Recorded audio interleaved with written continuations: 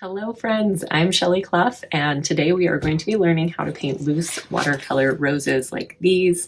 I am going to be walking you through how to construct a rose like this, but also some of the common mistakes that I see beginners making when they paint their roses. I teach in-person classes as well as here on YouTube, so I see what beginners are struggling with. I even have some examples here that students let me take home that we'll be able to look at and see, and maybe you've made some of the same mistakes or have the same struggles, and we can help you overcome them and move on to painting beautiful roses.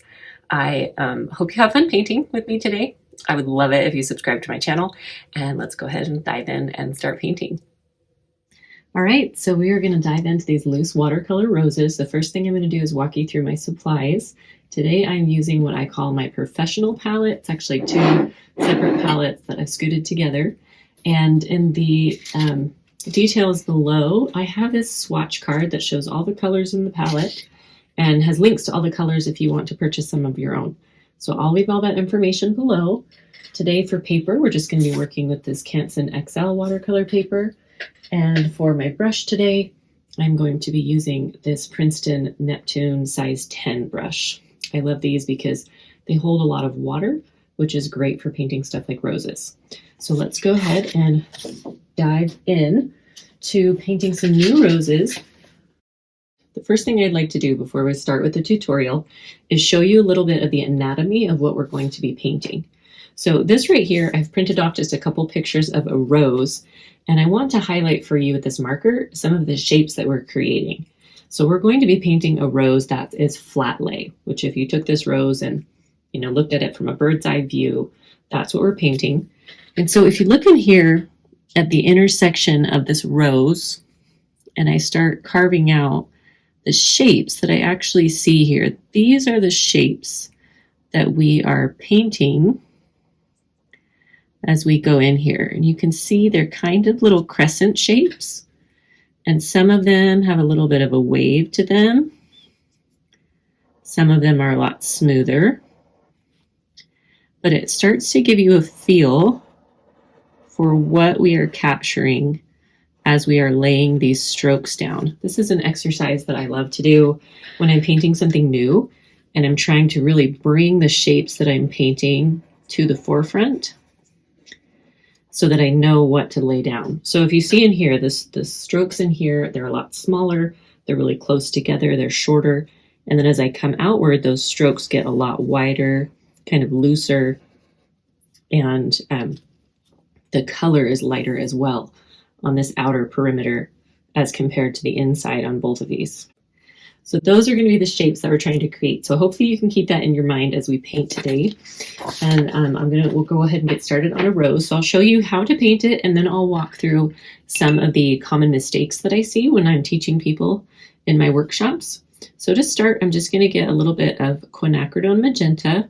It is a favorite of mine, and it's great for roses. And you can see here I'm adding a decent amount of water to it. I don't want a super pigmented color to start out with. I want to make sure I have a puddle on my palette that I can work with. So, and I will swirl this in the palette, kind of tap it off a couple times.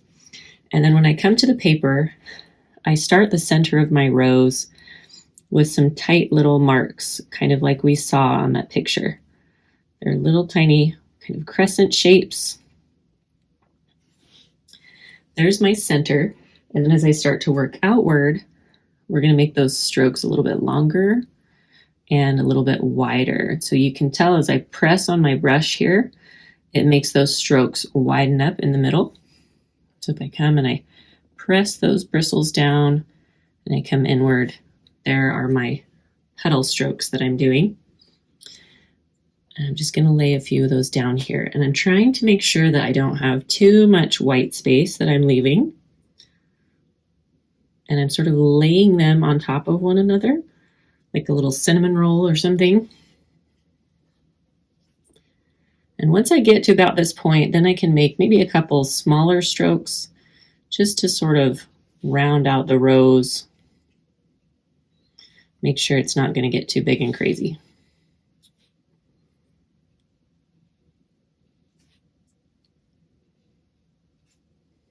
Okay, so I'm feeling okay about that. And while it is still wet, I'm going to take just a little extra pigment so it's darker, more concentrated. And I'm going to tap that in these center petals so that we get kind of that gradient of color coming from the inside to the outside. Okay, so that is the first example rose. Now what I want to do is show you, I have some students that were generous enough to let me take some of their practice sheets home from a recent workshop. And I want to show you some of the struggles that I see students frequently have when they're learning roses for the first time.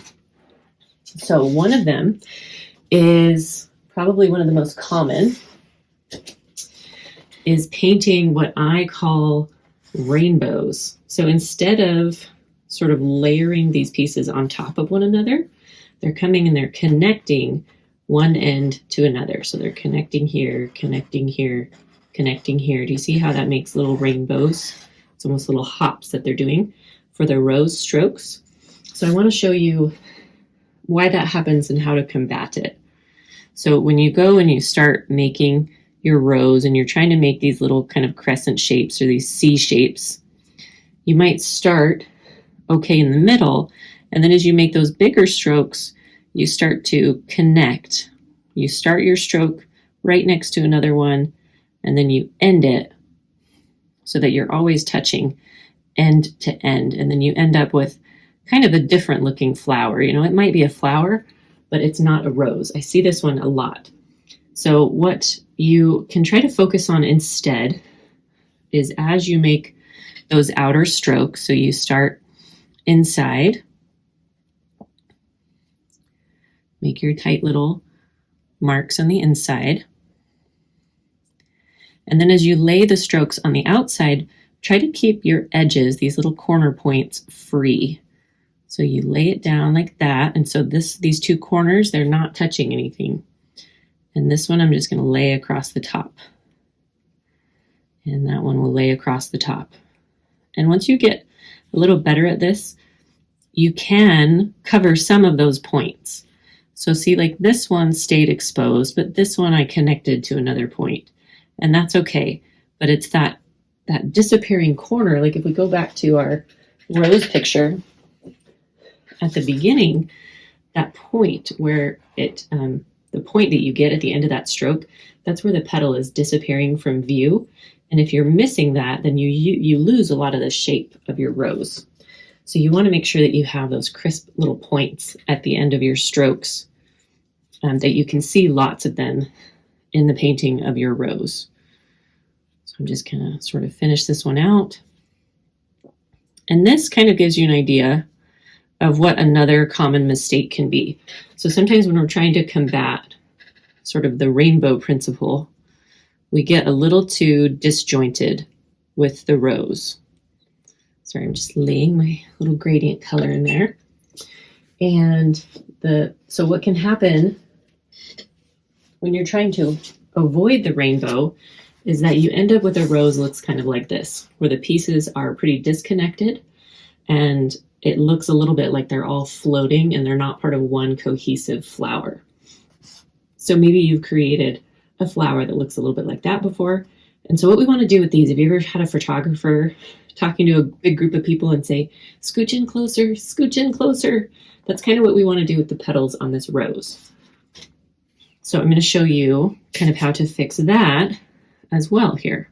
I'm just going to add a little red in here just to shake things up a little bit. So when I start those strokes in the middle, I'm going to make them nice and close together. I want little tiny slivers of white space so that I'm really just trying to scooch those as close together as I can. And then as my strokes get bigger, finding opportunities to let them touch a little bit. And they can even touch a pretty good amount. Like if I have little bits of white space, that's kind of what I want. And if I have too much, I just come in there and drop a little color and fill them back in. See that? We don't want too much white space there. And again, I'm just making these strokes bigger and kind of adding a little wiggle to my brush as I go through.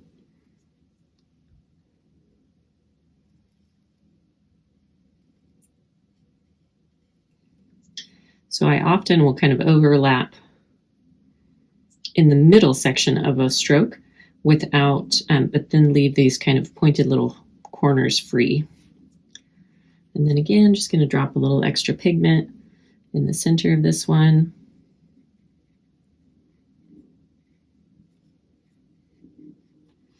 Okay. Just trying to balance things out here.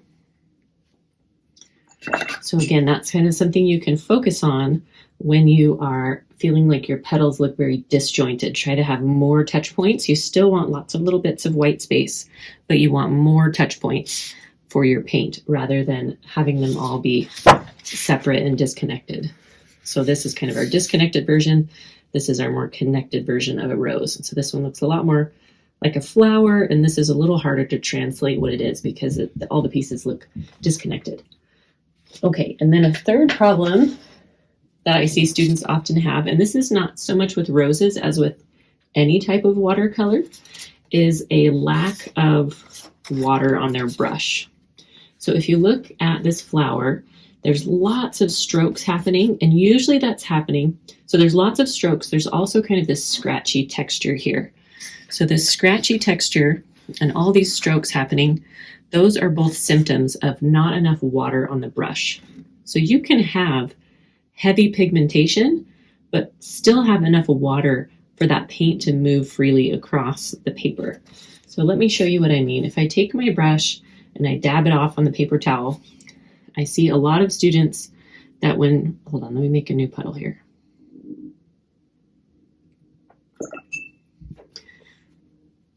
I see a lot of students that will come and pick up paint like this. They go kind of dee, dee, dee, and they're just barely tapping their brush into the paint, just kind of the edge. They're really only dipping the edge of the paintbrush into the paint. And then they come and they try to make a long stroke and it runs out of paint and they end up with sort of a half-hearted line, or they get those scratchy marks and they get frustrated and they're just doing that over and over again because their brush isn't sliding across the paper like they want it to. And so then maybe they'll try to add more paint, but if they're not adding enough water, it's kind of the same thing. It's just not sliding very well. They're getting those funny textures and they're having to make a lot of strokes.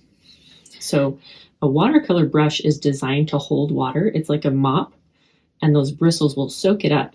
And that's what helps the paint to stay in the brush as you're sliding across the page. So if I have more of a puddle of water that I'm working with, okay, so I swirl my brush in the paint to make sure it's all loaded up, give it a little tap, tap, tap to get any excess off. And then when I go to try to make some longer strokes, it runs nice and smooth on the paper.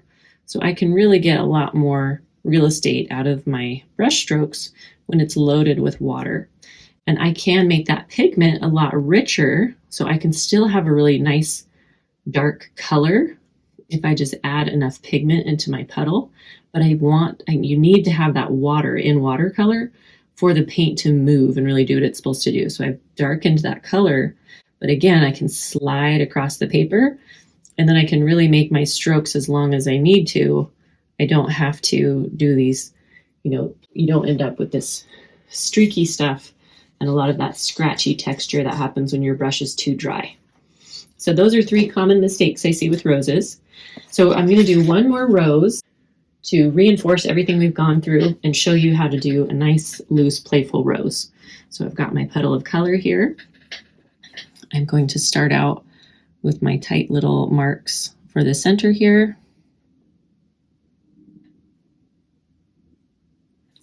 And then start widening those strokes a little bit as I come outward.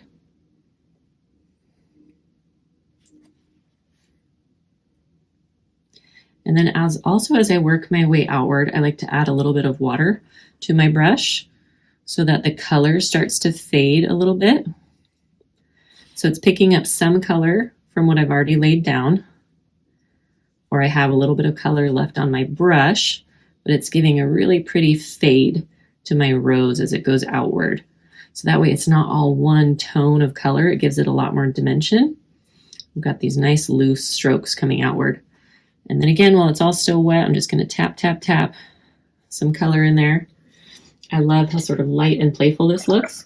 And then I feel like the magical trick to making anything look floral, especially when it's sort of loose and not super structured like this, is adding some greenery. So whenever you have pink and green together, your brain does a little trick where it knows it's floral.